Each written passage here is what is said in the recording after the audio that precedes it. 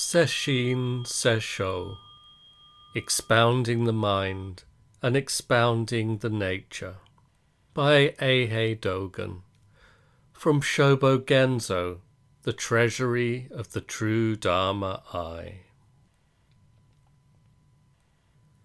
While Zen Master Shinzan Somitsu is walking with Great Master Tozan Gohon, Great Master Gohon points to a nearby temple and says, "Inside there is someone expounding the mind and expounding the nature." His elder brother Sumitsu says, "Who is it?" Great Master Gohon says, "Being asked one question by you, elder brother, I have directly attained the state of having died completely." Brother Somitsu says, that concrete state of expounding the mind and expounding the nature is who? Great Master Gohon says, "In death I have come alive." Expounding the mind and expounding the nature are the universal basis of the Buddha's truth, by virtue of which every Buddha and every patriarch is realized. Unless there is expounding the mind and expounding the nature, Buddhas and patriarchs do not turn the splendid wheel of Dharma, do not establish the mind and undergo training, and do not realize the truth simultaneously with the whole earth and all sentient beings. And all living beings do not realize the state of being without the Buddha nature. Picking up a flower and winking an eye are expounding the mind and expounding the nature. A face breaking into a smile is expounding the mind and expounding the nature. Doing prostrations and standing in place are expounding the mind and expounding the nature. The ancestral masters' entry into Liang is expounding the mind and expounding the nature, and the transmission of the robe in the middle of the night is expounding the mind and expounding the nature. Holding up a staff is just expounding the mind and expounding the nature. Laying down a whisk is just expounding the mind and expounding the nature. In sum, the virtues which each Buddha and each patriarch has are all just expounding the mind and expounding the nature. There is expounding the mind and expounding the nature by normality, and there is expounding the mind and expounding the nature by fences, walls, tiles, and pebbles. Moments when the truth is realized that the arising of mind is the arising of miscellaneous real dharmas, and the truth is realized that the passing of mind is the passing of miscellaneous real dharmas, are all moments when the mind is expounding, and moments when the nature is expounding. Nevertheless, ordinary folk who do not penetrate the mind, and do not master the nature, in their ignorance, not knowing expounding the mind and expounding the nature, and not knowing discussion of the profound and discussion of the fine, say, and teach to others that the truth of the Buddhist patriarchs should not include these things. Because they do not know expounding the mind and expounding the nature as expounding the mind and expounding the nature. They think of expounding the mind and expounding the nature as expounding about the mind and expounding about the nature. And this is mainly because they do not think critically about whether or not they have penetrated the great truth. Latterly, a certain Soko, titled Zen Master Dai of Kinzan Mountain, has said, because people today like to expound about the mind and expound about the nature, and they like to discuss the profound and discuss the fine, they are slow in attaining the truth. When we have simply thrown away the duality of mind and nature, and forgotten both the profound and the fine, so that dualistic forms do not arise, then we really experience the state. This is the insistence of one who has never known the thoughts of the Buddhist patriarchs and has never heard of the royal lineage of the Buddhist patriarchs. As a result, because he understands that the mind is only thinking, sensing, mindfulness and realization, but does not understand that thinking, sensing, mindfulness and realization are the mind, he speaks like this, wrongly imagining the nature to be only clear, calm, peaceful and quiet. He does not know the existence and non-existence of the Buddha nature and the Dharma nature, and he has never seen the nature as it is, even in a dream. Therefore, he has formed such a distorted view of the Buddha Dharma.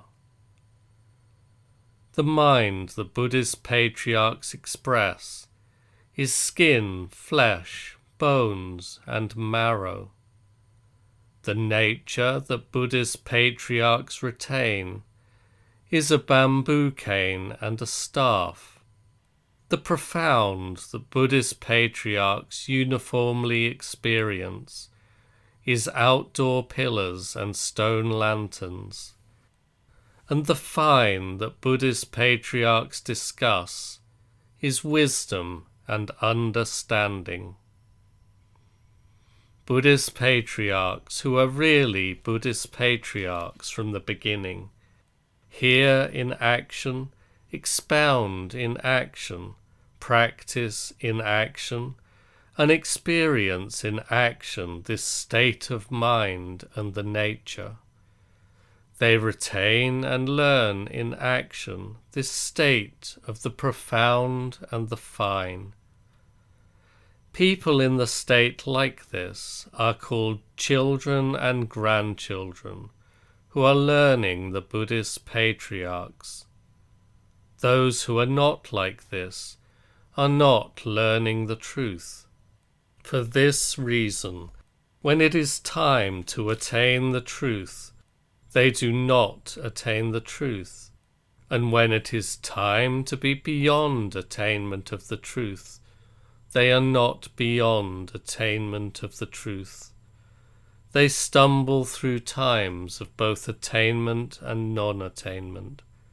The words, to forget the duality of mind and nature, which that fellow Soko has spoken, are a partial attempt to expound the mind, 100,000th 10,000th or 100 millionth of a part. To speak of throwing away the profound and the fine is a partial attempt to discuss the profound and the fine, when, not having learned this pivotal point, he stupidly speaks of forgetting. He thinks it means something leaving the hands. He understands that it means something having departed from the body. He has not let go of the limited thinking of the small vehicle. So how could he penetrate the inner depths of the great vehicle? And how much less could he know the pivotal matter of the ascending state? It is hard to say that he has tasted the tea and meals of a Buddhist patriarch. To work earnestly under a teacher is to investigate physically in the very moment of the body-mind, and is to investigate in experience both before the body and after the body, nothing other than expounding the mind and expounding the nature. There is no second or third different example at all. Thereupon, the first patriarch says to the second patriarch, if you just let external involvement cease, and have no panting and gasping in your mind will be like fences and walls, and you will be able to enter the truth. The second patriarch makes various efforts to expound the mind and expound the nature, but always fails to experience the state. One day he suddenly attains reflection. At length he addresses the first patriarch. This time, for the first time, the disciple has let involvement cease. The first patriarch, knowing that the other is already in the state of realization, does not examine him closely, but only says, "You have not realized cessation, have you?" The second patriarch says, "No." The first patriarch says, "What is the disciple's situation?" The second patriarch says, "I am always recognizing it very clearly. Therefore I cannot express it with words." The first patriarch says, "That is just the substance of the mind, transmitted by the Buddhas and patriarchs of the past. Now you have got it. You yourself must guard it well." There are those who doubt this story, and those who quote it. Among the stories of how the second patriarch served the first patriarch, one story is like this. The second patriarch tried persistently to expound the mind and expound the nature, and at first his state did not match the state, but he gradually accumulated merit and heaped up virtue until he finally attained the first patriarch's state of truth. Common and stupid people have interpreted this as follows. When at first the second patriarch expounded the mind and expounded the nature, but did not experience the state, the fault was in the expounding of the mind and expounding of the nature. Later, when he abandoned expounding the mind and expounding the nature, he experienced the state. They speak like this because they have not mastered the teaching that with minds like fences and walls, we are able to enter the truth. They are especially ignorant of stages in learning the truth. The reason I say so is this. From the time we establish the Bodhi mind and direct ourselves towards training in the way of Buddha, we sincerely practice difficult practices, and at that time, though we keep practicing, in 100 efforts we never hit the target once. Nevertheless, sometimes following good counselors, and sometimes following the sutras, we gradually become able to hit the target. One hit of the target now is by virtue of hundreds of misses in the past. It is one maturation of hundreds of misses. Listening to the teachings, training in the truth, and attaining the state of experience are all like this. Even though yesterday's attempts to expound the mind and to expound the nature were 100 misses, the 100 missed attempts to expound the mind and to expound the nature yesterday are suddenly a hit today. When we are beginners in practicing the Buddha way, even though due to lack of training we have not mastered the way, we can never attain the Buddha way by abandoning the Buddha way and pursuing other ways. It is hard for people who have not mastered the whole process of Buddhist training to clarify this situation as a fact. The Buddha way, at the time of the first establishment of the will, is the Buddha way, and at the time of realization of the right state of truth, it is the Buddha way. The beginning, the middle, and the end are each the Buddha way. It is like someone walking 1,000 miles. The first step is 1 in 1,000 miles, and the 1,000th step is 1 in 1,000 miles. Though the first step and the 1,000th step are different, the 1,000 miles are the same. Nevertheless, extremely stupid people think that when we are learning the Buddha way, we have not arrived at the Buddha way. They think that it is the Buddha way only in the time beyond realization of the effect. They are like this because they do not know that the whole way is expounding of the way. They do not know that the whole way is practice of the way, and they do not know that the whole way is experience of the way. Those who understand that only deluded people realize the great state of realization through Buddhist training, and who neither know nor hear that people who are not deluded also realize the great state of realization through Buddhist training, express the thoughts described here.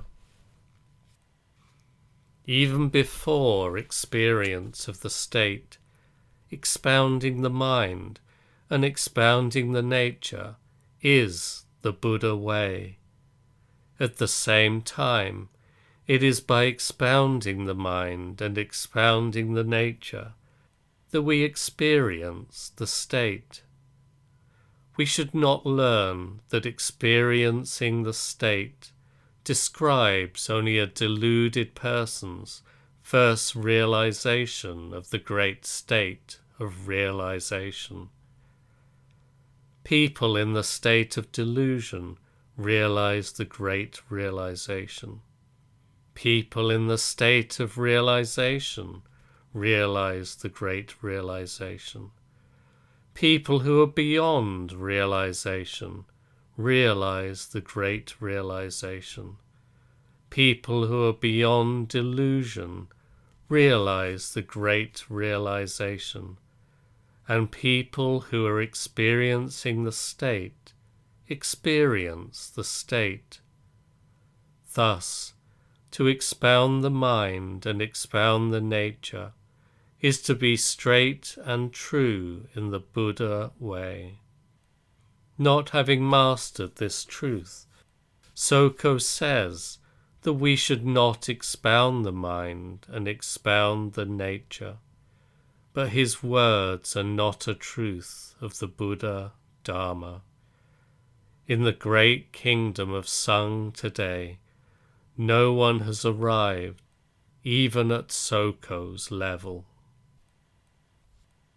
The founding patriarch, Great Master Gohon, as an honoured one alone among the many patriarchs, has mastered the truth that expounding the mind and expounding the nature is expounding the mind and expounding the nature. The ancestral masters in all directions who have never mastered it have no expressions like this in the present story. While Brother Sumitsu and the Great Master are walking along, the Great Master points to a nearby temple and says, "Inside there is someone expounding the mind and expounding the nature."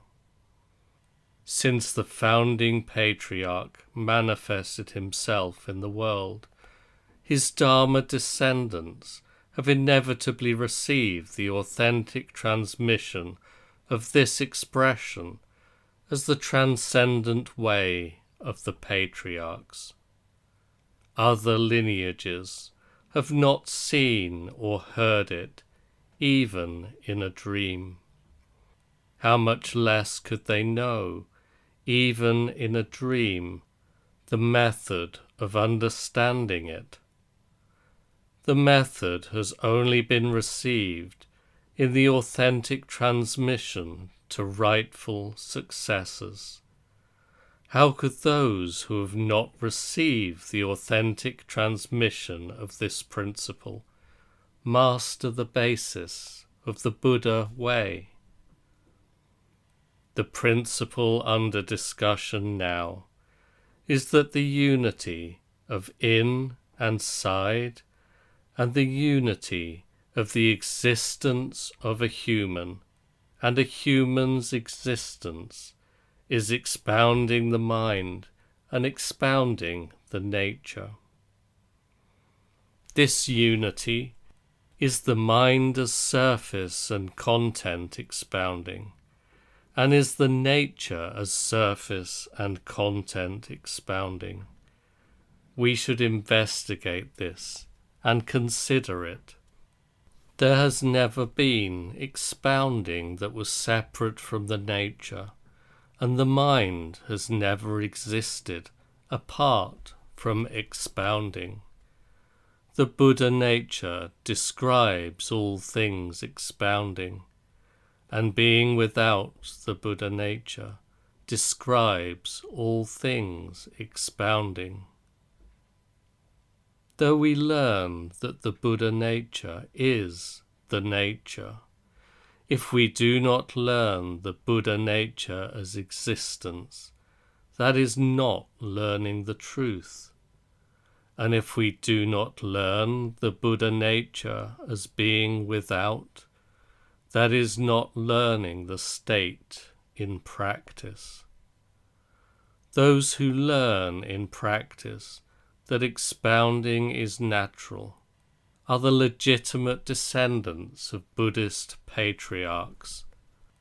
Those who believe that the natural state is expounding itself are Buddhist patriarchs who are legitimate descendants. To say that the mind is shaky, but the nature is tranquil, is the view of non-Buddhists. To say that the nature remains serene while form changes is the view of non-Buddhists. Buddhist learning of the mind and learning of the nature are not like that. Buddhist practice of the mind and practice of the nature are not the same as in non-Buddhism. Buddhist clarification of the mind and clarification of the nature are beyond non-Buddhists.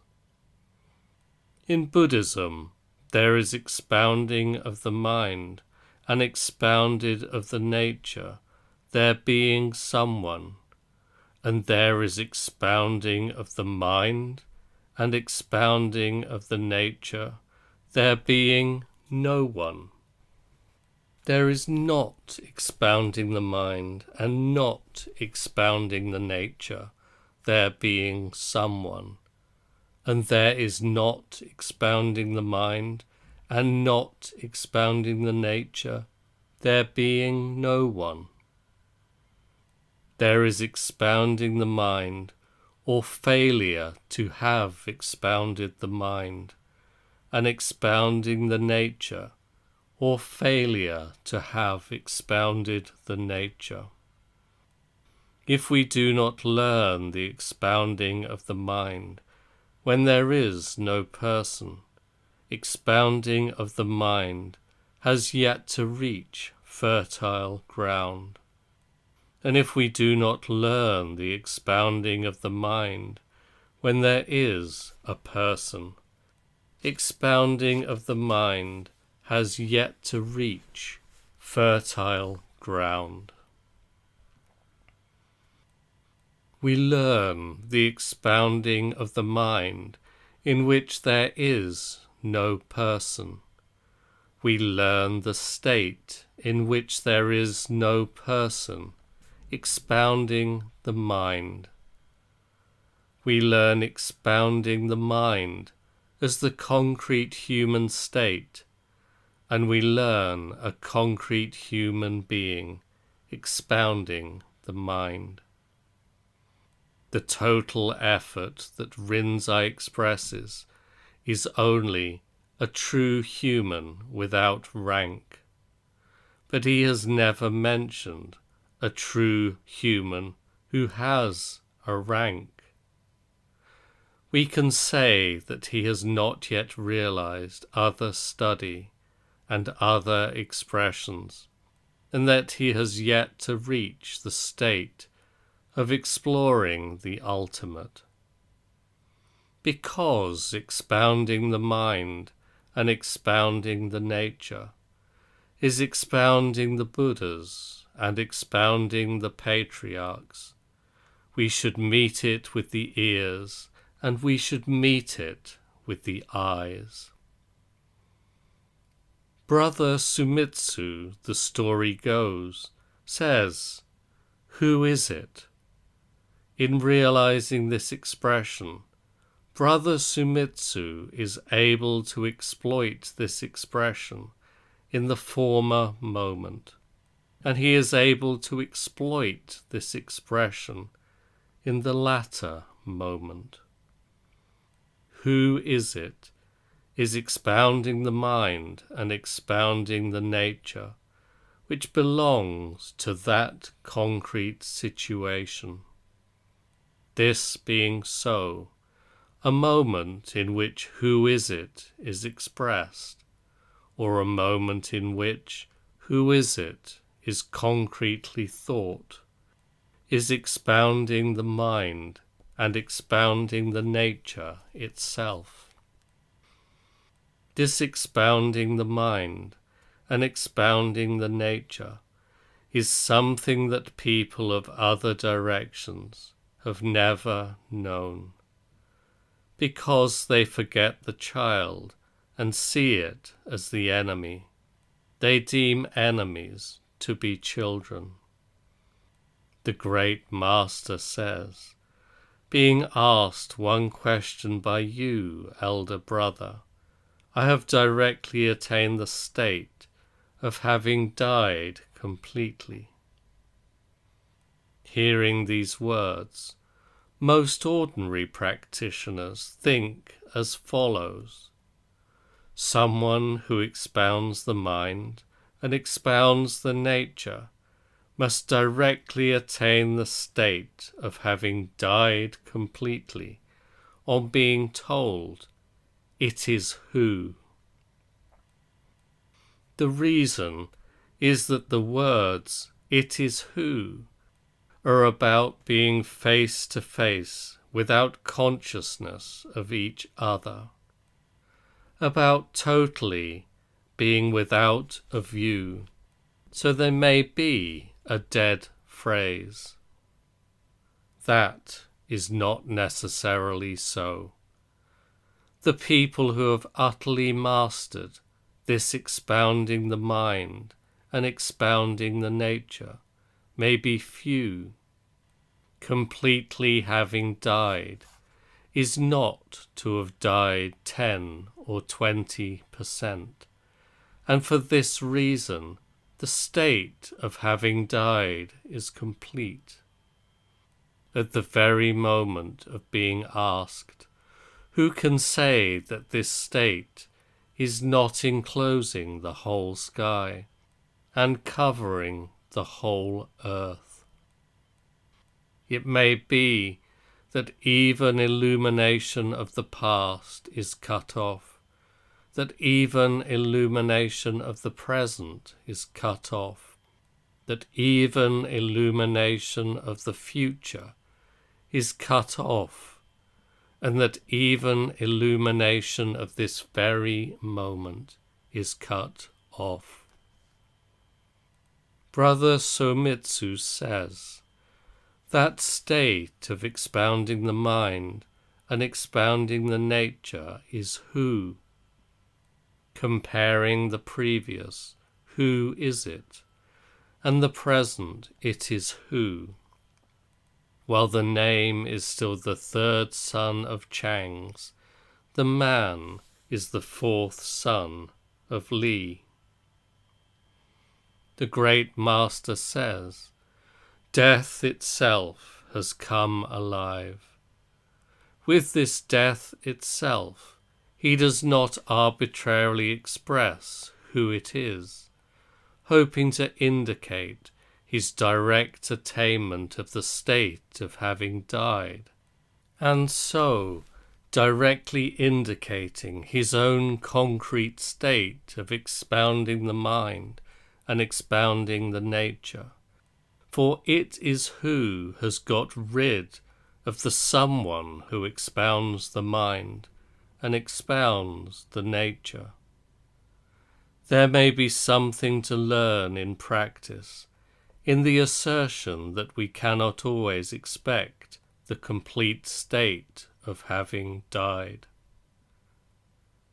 The great Master's words, death itself has come alive, are the manifestation before us of the voice and form of someone expounding the mind and expounding the nature. At the same time, they may be also one or two concrete parts of the complete state of having died. Liveliness, though it is liveliness of the whole, does not manifest itself as liveliness through a transformation from death. It is simply liberated in the head-to-tail rightness of coming alive.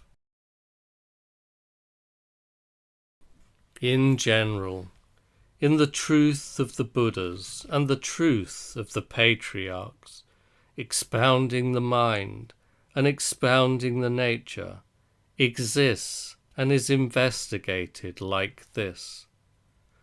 Progressing further, through dying a complete death, we realize the vivid state of coming alive. Remember, from the Tang dynasty until today, there have been many pitiable people who have not clarified the fact that expounding the mind and expounding the nature is the Buddha's truth, and who, in their ignorance of expounding the mind and expounding the nature as teaching, practice, and experience, have produced outlandish explanations and confused sayings.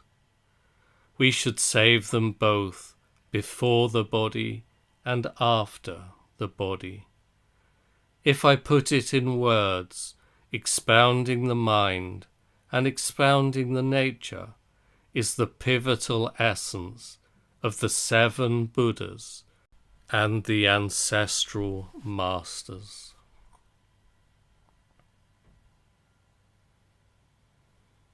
Preached to the assembly at Kippoji Temple in the Yoshida district of Etsu-shu, Japan, in the first year of Kangen.